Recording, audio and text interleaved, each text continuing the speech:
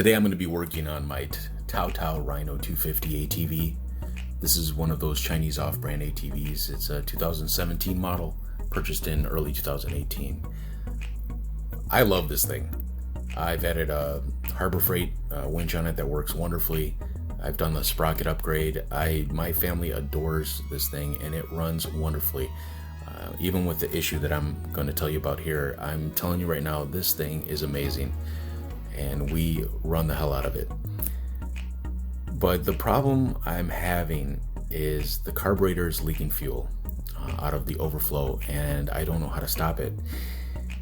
And it's a frustrating problem because anytime you run the ATV with the fuel on, you're gonna lose gas out of this overflow tube right here.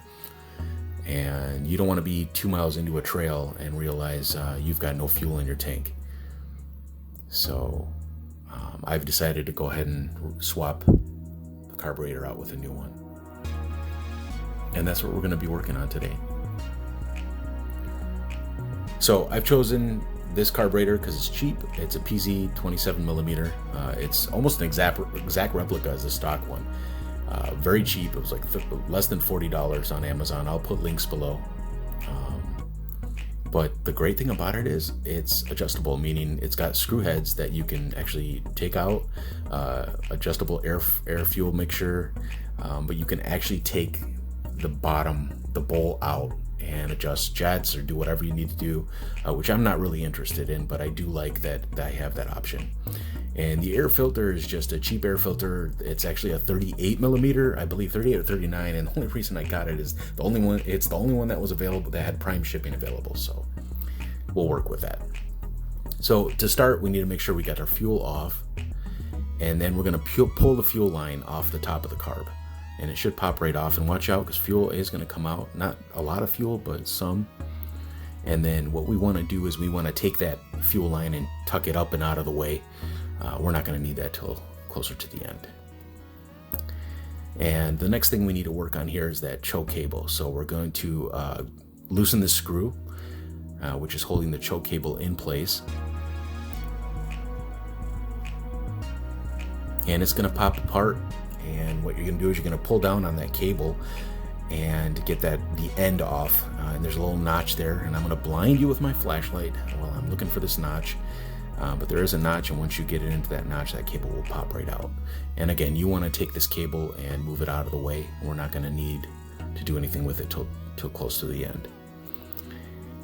And what we're going to do now is we're going to need a 10mm wrench to get rid of these nuts right here. There's one on each side. And once you've pried these loose, they should come right off. Mine, as soon as I loosened them, I was able to take both nuts off with just my fingers, which to me was surprising, considering the mud and water we put this thing through.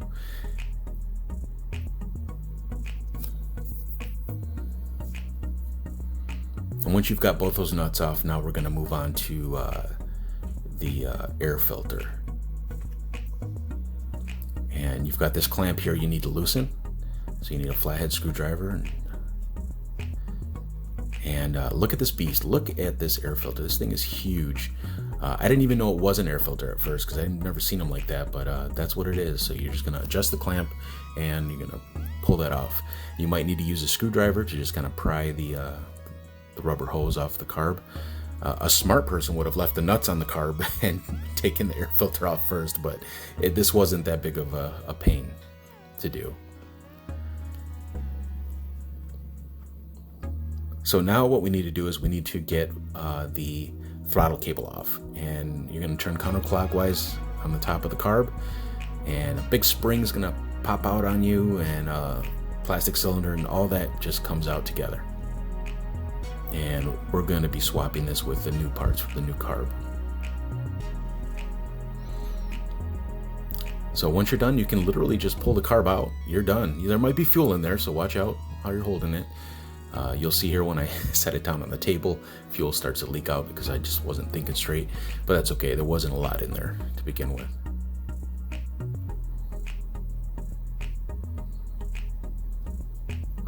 And putting them next to each other, you can see they are very identical.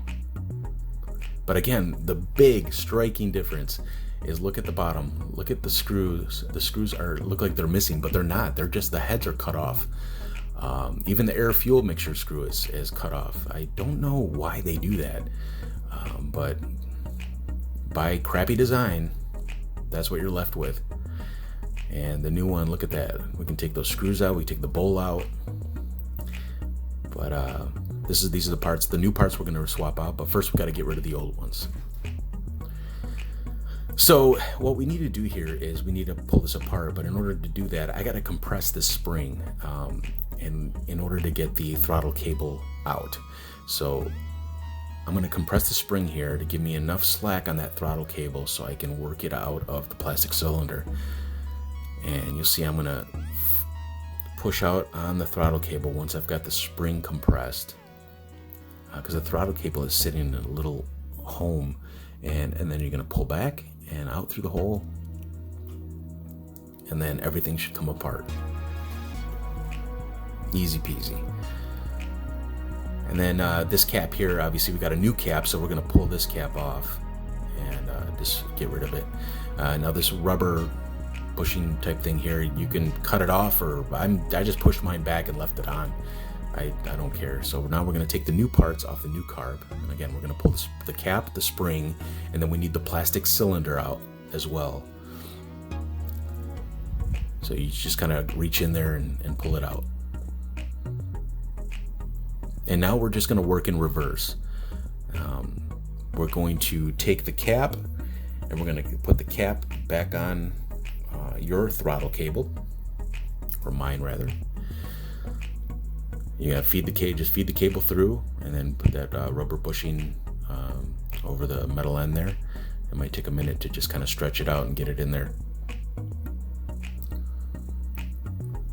But once you've got that seated, the cap should just pop out into place. There we go. So now here comes the fun part. I've got this brand new spring I have to compress now, because again, like I said before, I need slack on that throttle cable, so I got to compress this spring. And you're going to see it's going to take me a little while to get it compressed enough, and it keeps popping out on me. So I'm going to keep trying here, because I need slack. I need that throttle cable exposed so I can feed it into that plastic cylinder.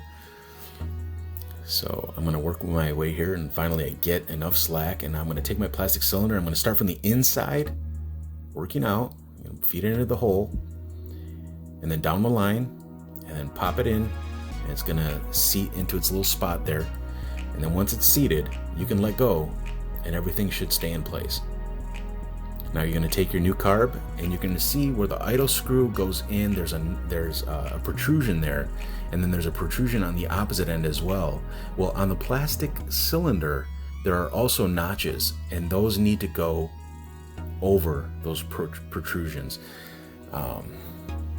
So as you're putting feeding the plastic cylinder into the carb, it needs to fall into place.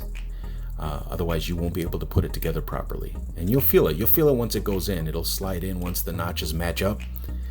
You'll see it'll fall in all the way.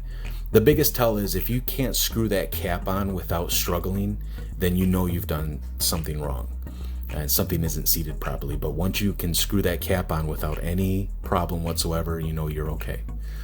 And then tighten it up, don't over tighten.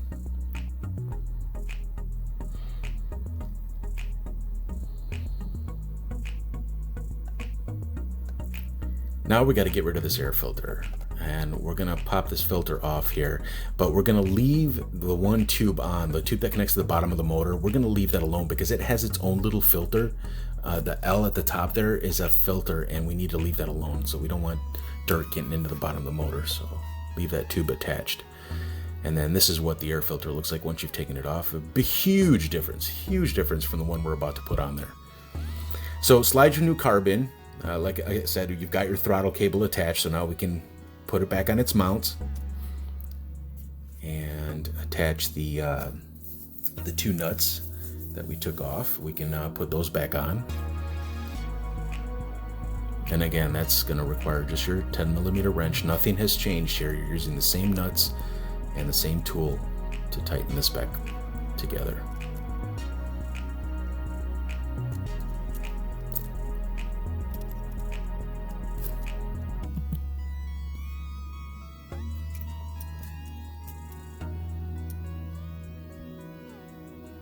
And now for the air filter, make sure you put the clamp on first, onto the air filter first, before you put it on the carb. And again, this is a 38, 39 millimeter, so it went on really easy without effort because it's oversized, it's too big. But once I adjusted the clamp, it held on pretty tight. I was a little worried about the fit, but it's that clamp is a beast, and it was pretty snug. Now we need to get the throttle cable back on. So we're working in reverse. So the first thing you're gonna do is you're gonna take the end piece and feed it into the choke lever there, and look for that little notch to feed the cable into. That will hold the end in place, and then we need to lock it down using the little clamp.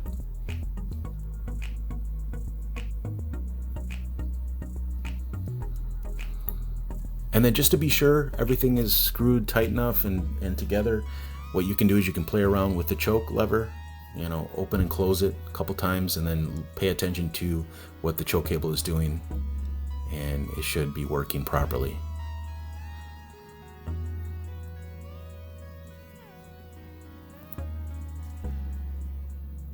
Now we need to attach the fuel line to the top of the carb. And once you're done, it should look like this. It's the fuel line connection is in the same spot. All right, we're doing the first run of the new carb. Let's see. Turn the fuel on.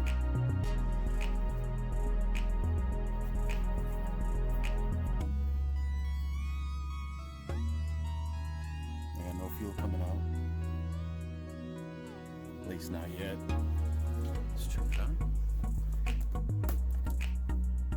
Choke on off a little bit. Make sure you got your brakes secure. Won't start without that.